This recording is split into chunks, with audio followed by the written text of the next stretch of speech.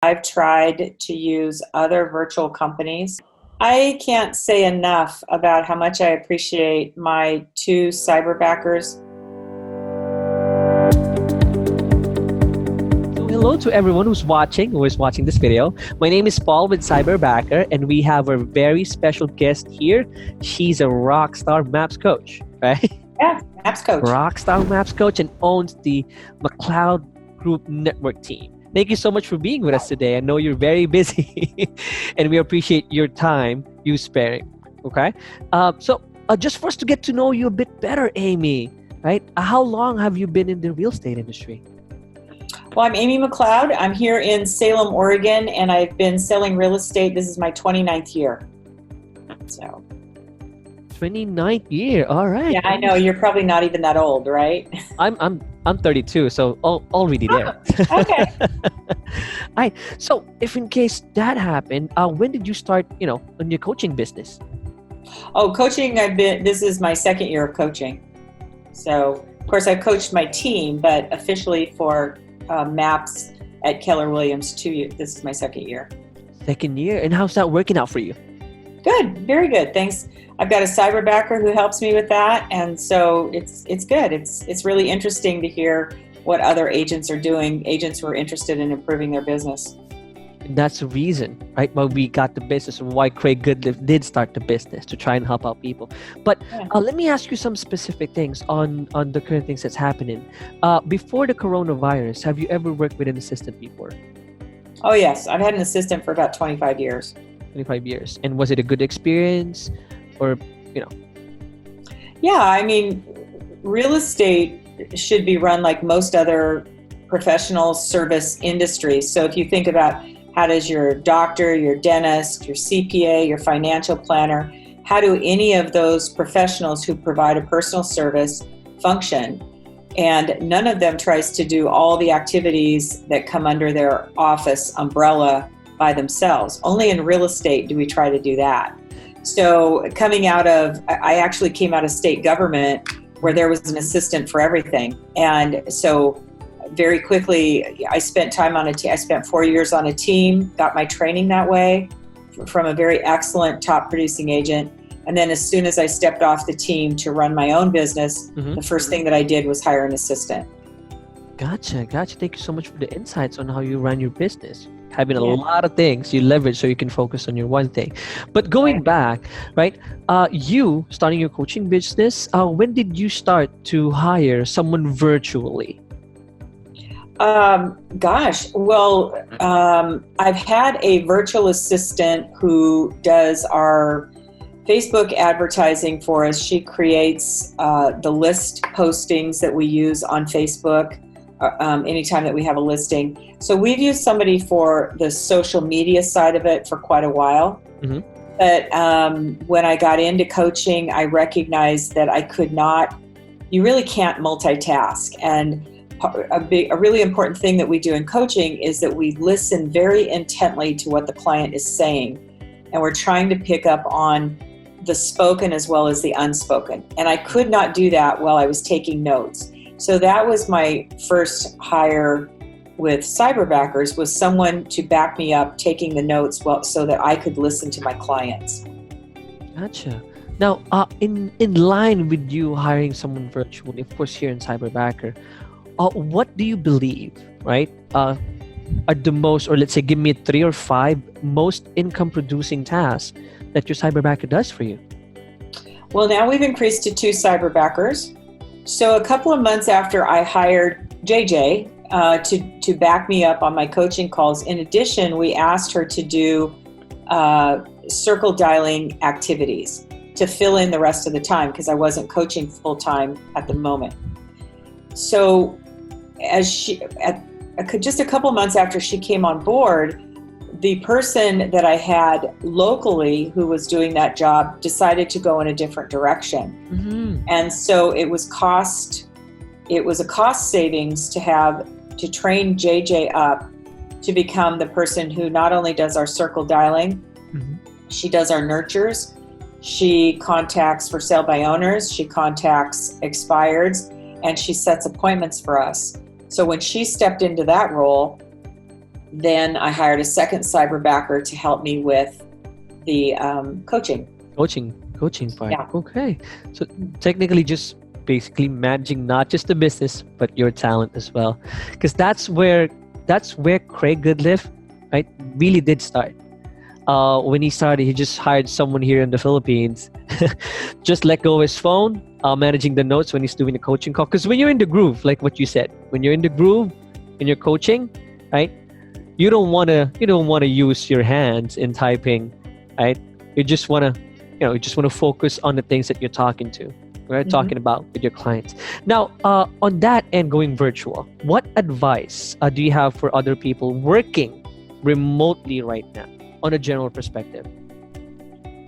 Well, one of the things that I think is very important is that you treat your virtual assistant as a member of your staff. So as an example, we do a daily stand-up. The team comes together, talks about what was accomplished the day before, what are we looking forward to in this current day, again, focusing on what's our goal for the day, week, and month. And we include our Cyberbackers in on that phone call. They have a description of the duties. We work with Cyberbacker on that, but we have a description of the duties. And then on a weekly basis, just like with everyone else on my staff, I have a weekly coaching call with the lead Cyberbacker to make sure that everything is functioning the way we want it to. So I think treating them just like one of your staff members. You've got to have standards. You have to share those standards, and then you have to hold the Cyberbacker to the standards that you're expecting. That's no different than anyone on your team. Now, going to right now in our current market, okay, current situation with COVID and everything, how are you using this time to substantially grow your business? Could you give us some tips? We listen to Gary and we do what Gary said. And one of the things that Gary said was double your contacts. And that's exactly what my team and I have done.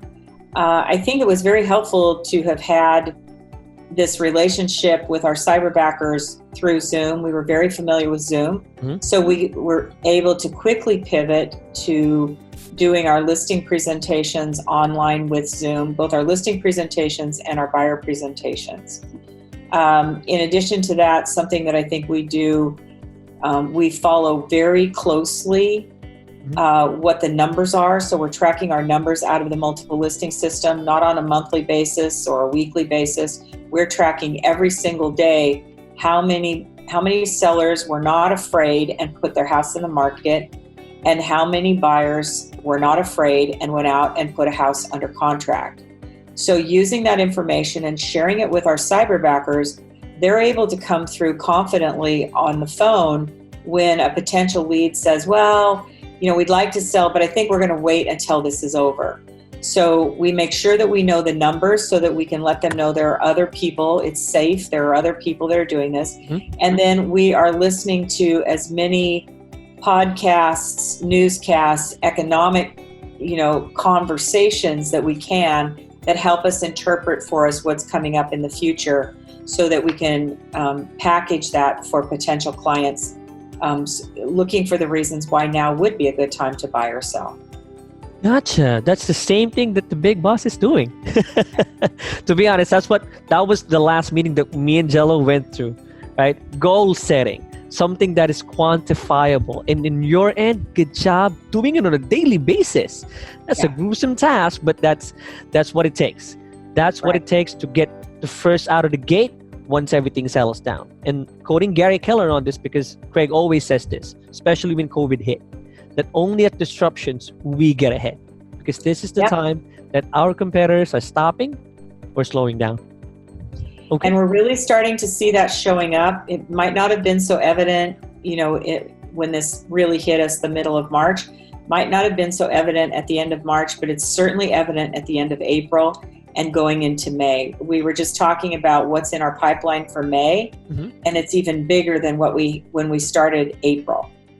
So, when you double your contacts at the same time that your competitors are retreating, you didn't just double, you quadrupled because you you went way out ahead. Gotcha. Best thing to do. That's what we do. Follow-ups.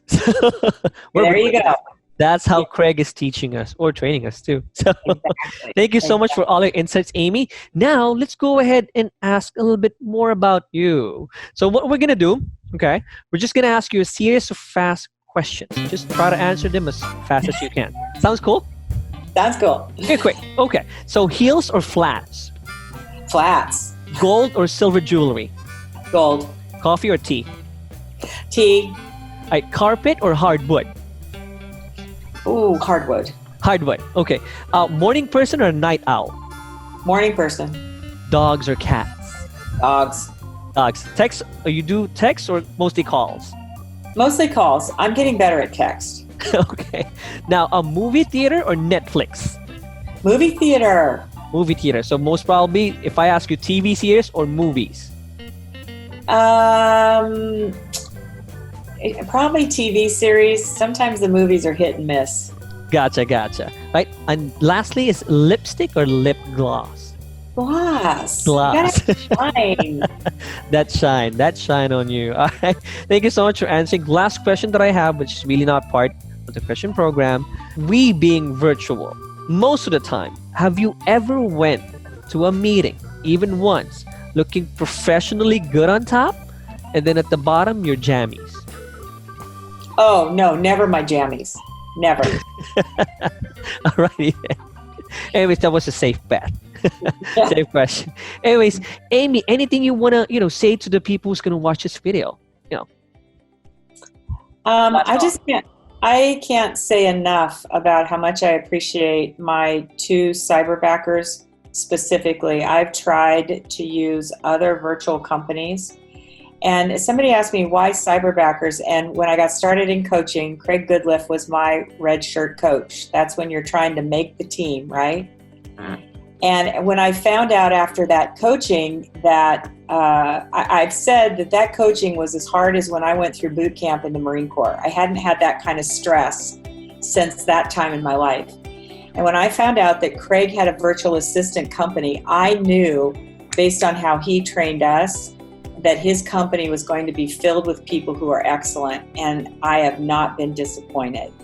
I just think you guys are amazing what you do, and you come with a servant's heart, and it's just such a pleasure to be in business with the two Cyberbackers I have, and we have designs to hire more. It makes me happy to come and work hard so that we have the opportunity to offer to you guys and gals.